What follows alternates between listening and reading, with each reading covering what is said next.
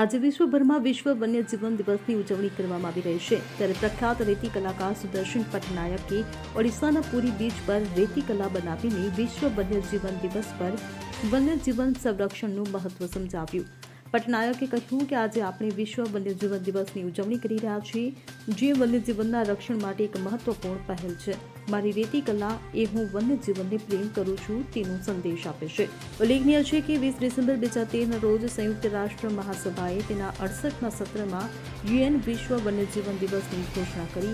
આ દિવસ મહત્વપૂર્ણ છે કારણ કે 1973માં આ દિવસે જંગલી પ્રાણી સૃષ્ટિ અને વનસ્પતિની લુપ્તપ્રાય પ્રજાતિઓમાં આંતરરાષ્ટ્રીય વેપાર પરના સંમેલન પર હસ્તાક્ષર કરવામાં આવ્યા હતા।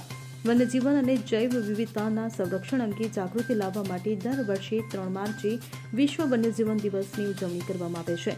આ દિવસનો મુખ્ય ઉદ્દેશ્ય પર્યાવરણીય સંતુલન જાળવવા, વન્યજીવોની સલામતી અને તેમના સંરક્ષણને સુનિશ્ચિત કરવા માટેના વૈશ્વિક પ્રયાસોને પ્રોત્સાહન આપવાનો છે।